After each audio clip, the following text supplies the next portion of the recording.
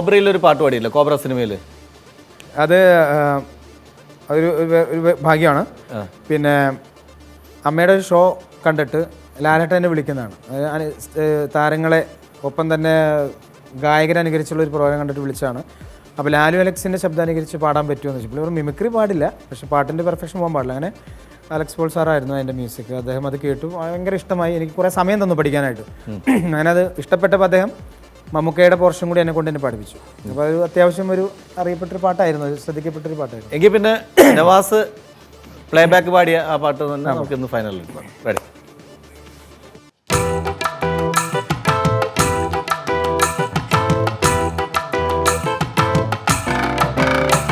എന്റെ നെഞ്ചിനുള്ളിൽ കാറ്റിലാടണ കൂടിരിപ്പുണ്ട്, ആ കൂട്ടിനുള്ളിൽ രണ്ടിലങ്കിളി പൈതങ്ങളുണ്ട്. കിളി പൈതങ്ങൾക്കൊരു താലിക്കെട്ടുണ്ട്, തങ്ക താലിക്കെട്ടണ 2 പേരുണ്ട്. ആരാണെന്നേ ആരാണെന്നേ പറ പറ പപ്പ, ആരാണെന്നേ ആരാണെന്നേ പറ പറ.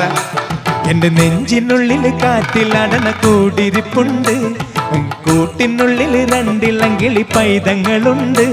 കിളി പൈതങ്ങൾക്കൊരു താലിക്കെട്ടുണ്ട്, തങ്ക താലിക്കെട്ടണ 2 പേരുണ്ട്. മേലെ വിണ്ണിലെ മൂപ്പർക്കൊരു പുസ്തകമുണ്ട്, ആ പുസ്തകത്തിൽ പോയതും ഇനി വരണതുമുണ്ട്.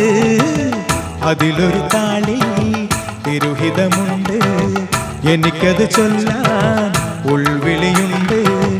ഉടയവൻ വിധിച്ചവരുടെ പേരെനിക്കെന്റെ നാക്കിൻ തുമ്പത്ത് വന്നു നിപ്പുണ്ട്. ആരാണെന്നേ ആരാണെന്നേ പറ പറ പപ്പ, ആരാണെന്നേ ആരാണെന്നേ പറ പറ. എന്റെ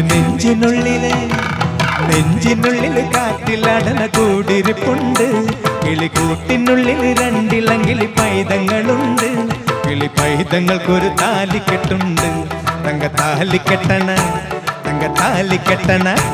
തങ്ക താലിക്കെട്ടണ 2 പേരുണ്ട്.